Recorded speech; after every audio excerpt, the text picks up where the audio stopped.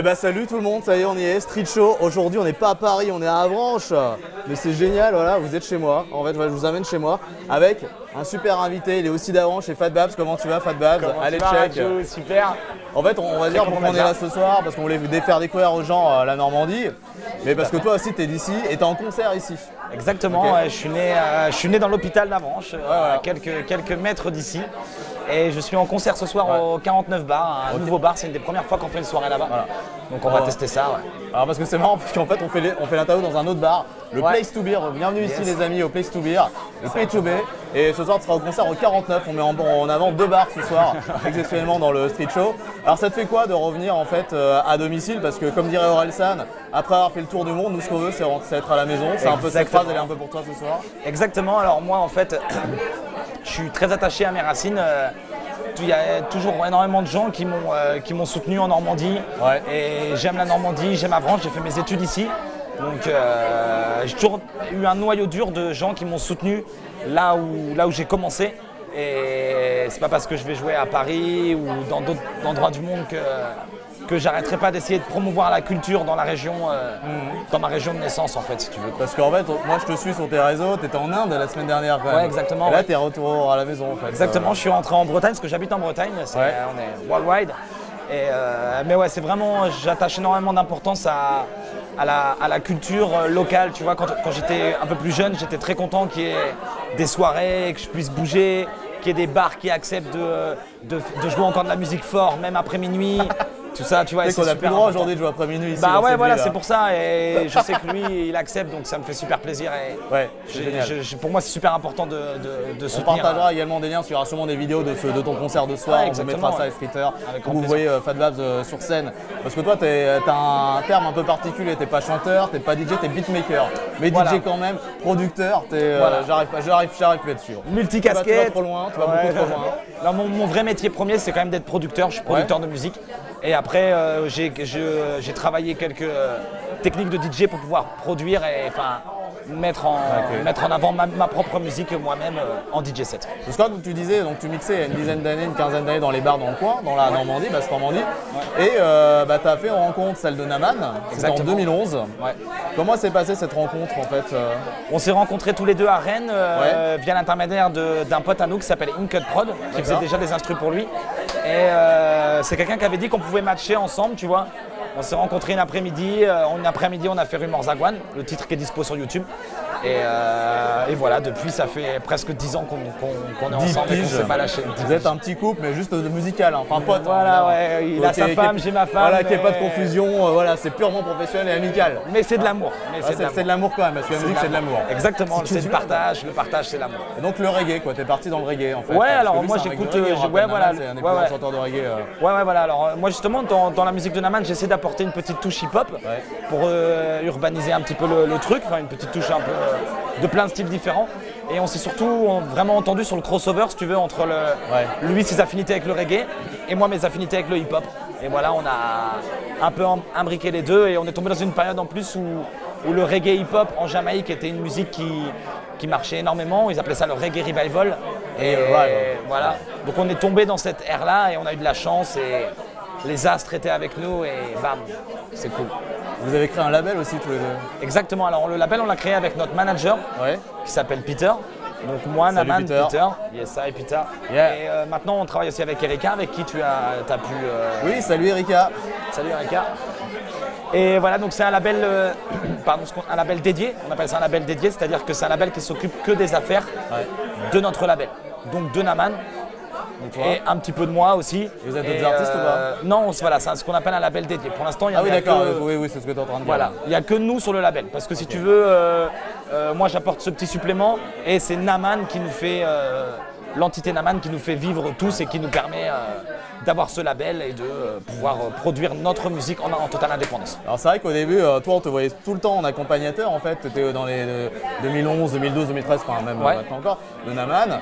Aujourd'hui tu arrives à arriver tout seul, là comme aujourd'hui, on rappelle on est le 31 janvier 2020. Ouais. Et donc ce soir, dans quelques heures, tu seras en concert au 49 Bar, c'est ce qu'on disait tout à l'heure. Hein. Exactement. Donc là tu es tout seul, il n'y a pas d'artiste, de featuring, il y a tout qui te repose sur les épaules en fait. Voilà exactement, mais en fait c'est… j'ai toujours eu la culture de faire des DJ sets comme ça dans la Manche. J'en ai fait, je suis originaire de Cuves, pour ceux qui connaissent. Voilà. Où il y a un super festival où tu seras d'ailleurs cette année aussi. Hein, exactement, les Papillons de Nuit. Big up les Papillons de Nuit. Et donc j'ai toujours fait des DJ sets. Je te dis, c'est vraiment important pour moi, même si j'ai la chance d'aller jouer un peu partout dans le monde, tout ça, de faire de la musique pour les jeunes du coin, de proposer quelque chose localement. Vraiment de pouvoir rendre l'appareil comme moi j'ai eu la chance de faire. Parce que j'ai cru comprendre que tu donnais aussi des cours de mix de scratch dans le coin. Ouais, je l'ai fait 2-3 fois. Après, je ne le fais pas beaucoup, mais je l'ai fait. On m'a dit, Stanislas notamment, que je savais, qui m'a parlé de toi. Ça fait plaisir parce que c'était un élève très assidu et je ne l'ai pas fait beaucoup de fois. Et c'est là qu'on se rend compte que ça avait duré une demi-journée, je crois. Et j'avais donné quelques petits tuyaux. Et il n'y a pas longtemps, j'ai revu celui qui avait organisé la session, le moniteur en fait, éducateur. Et il m'a ressorti des phrases que le jeune m'avait sorties. Ah bah oui. Et tu vois, il s'en rappelle, ça a marqué. Et comme moi, il y a énormément de choses qui m'ont marqué. Donc à mon tour, j'ai envie de partager ce que moi j'ai pu aussi profiter auparavant. Bravo, c'est noble, c'est beau. Ouais, bah je sais pas comment caractériser tout ça. L'éternel recommencement, tu vois, il faut. Voilà, on t'a donné, toi tu donnes. Exactement, c'est super important. Alors du coup, voilà, on va parler un petit peu de toi. 2017, grande année pour toi. Pourquoi? Parce que tu sors ton premier EP. Ça s'appelle Daily Jam. Exactement. Ouais. Et là, tu vas t'entourer de chanteurs. Il y a du Naman dessus. Ouais, il y a Naman. Et du Kool-Aid.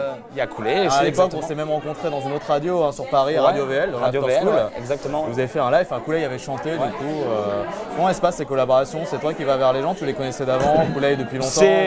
C'est des connexions. En fait, je parle beaucoup, donc j'ai la chance de rencontrer pas mal de monde. Et via Naman aussi, via les concerts. Donc dès que j'ai l'occasion de rencontrer des gens et que le feeling passe bien, eh ben, je les invite soit à aller en studio ou soit à faire une collaboration à distance si tu veux.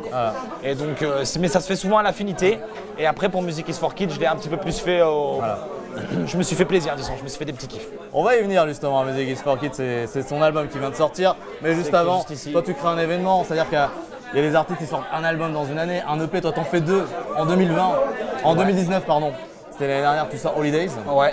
Donc c'est au mois de juin. Exactement. Ça c'est un EP, quelques titres. 6 titres, avec Naman, il y a du Generation aussi dessus. Ouais, il y a le We All, il y a pas mal de potes, ouais. Donc on pourrait dire, tu vas en rester là. Non, derrière tu paf, tu claques un album quoi. Ouais. En solo, c'est en novembre qu'il est sorti. Ouais, exactement, le 15 novembre. Voilà. Donc pourquoi avoir fait un EP, un album dans la même année? En fait, si tu veux, j'avais envie de faire un EP pour inviter les gens à écouter ma musique encore plus. Donc comme si, tu vois, j'étais un restaurateur et que j'avais mis une petite mise en bouche. Ah bien. Histoire que tu puisses goûter le plat après quoi. Tu vois. Les préliminaires un peu. Voilà, tu peux le dire comme ça, c'est un peu les préliminaires. Pour accentuer le kiff. Donc voilà, j'avais 6 chansons qui correspondaient vraiment à un mood summer, tu vois, une ambiance estivale. Donc j'ai sorti, juste avant l'été. Voilà, j'ai sorti ça pour faire parler de moi, faire tourner un peu le nom et pouvoir augmenter encore plus le nombre de gens qui m'écoutent et être prêt pour l'album en fait, si tu veux. Et du coup, en novembre, ton album, ça y est, il est là. Music is for Kids. La musique est pour les enfants. Exactement. Ça veut dire ça. Moi, je suis fort en anglais, comme tu peux voir. Music is for Kids. Avec encore beaucoup de collaborations dessus. On a du Naman, du Volodia aussi dessus. Volodia, il y a. Ça, c'est tout. Voilà, si je vous invite à regarder tous les artistes rayés du moment, Generation. Il y a Marcus Gad aussi qui vient de Nouvelle-Calédonie. Après, il y a Kool-Aid, bien sûr, il y a tous les potes. Je me suis fait quelques kiffs. Il y a Sizzla aussi, Sizzla Kalonji, qui nous vient de Jamaïque. Il y a des rappeurs américains. Il y a un petit peu c'est un vrai melting pot. Tout ça entouré autour de la musique que moi j'aime et j'aime produire. Et tout en gardant l'esprit Music is for Kids. C'est-à-dire, on est tous des grands enfants. Comme toi, Rajou, je sais très bien que tu es un grand enfant. Oui, je le serai toute ma vie. Exactement, on est des enfants éternels. Et donc voilà, j'avais juste envie de mettre en avant le plaisir, la passion, le partage. Voilà, cet album-là, c'est ça. Si tu écoutes l'album et que ça peut te donner le sourire, ça peut te mettre bien. Il est très très bon l'album, il faut l'écouter les gars. Et les filles aussi. Je l'ai écouté évidemment en intégralité et franchement, c'est top. Top d'avoir des artistes ici comme toi qui rentrent la Normandie, qui vont s'exporter dans le monde. Tu vas pas juste exporter à Paris. Justement, là tu es en pleine tournée.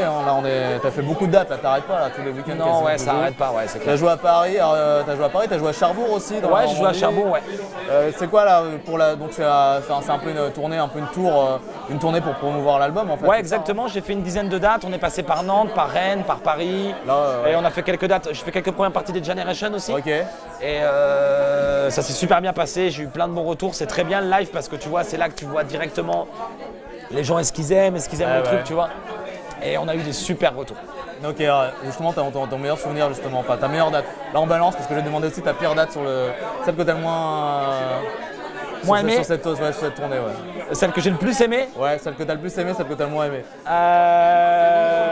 Je saurais pas comment te dire. Voilà, toi, c'est la question fatale un peu. Non, hein, celle que j'ai le plus aimée, je pense que c'est Paris quand même, parce que c'était incroyable. Après Paris, c'était la fin d'un cycle et tout. Ouais, c'était une date incroyable, celle où je suis pas pu rentrer, c'est celle-là. Ouais, voilà, exactement. Ouais, pour la petite info, je pense que c'était la meilleure. Tu veux mettre les c'est boules, marrant parce que je vais te dire en même temps. Remets le couteau dans la plaie. Paris, je pense que c'était la meilleure.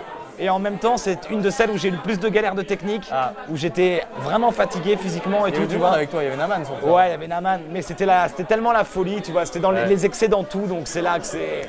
Et celle qui aurait été un peu où le public a été moins. Franchement, tout s'est super bien passé. Je pourrais pas dire. Non, peut-être je dirais qu'à Rennes. Allez, les Bretons, non, c'est bon, c'est comme ça, c'est les Normands. Faut que j'explique en fait, la date n'était pas très bien placée, juste après les transmusicales. D'accord. Donc du coup, tu vois, on n'a pas eu autant de gens qu'on espérait. Mais les gens qui étaient là, sachez que c'était une dinguerie, c'était magnifique, le concert était super. C'est juste que pour nous, on aurait espéré un peu plus de monde parce qu'on était un peu chez nous. On embrasse les Bretons, bien évidemment, quand même. C'est les Normands qui disent ça, même si le Mont-Saint-Michel est chez nous.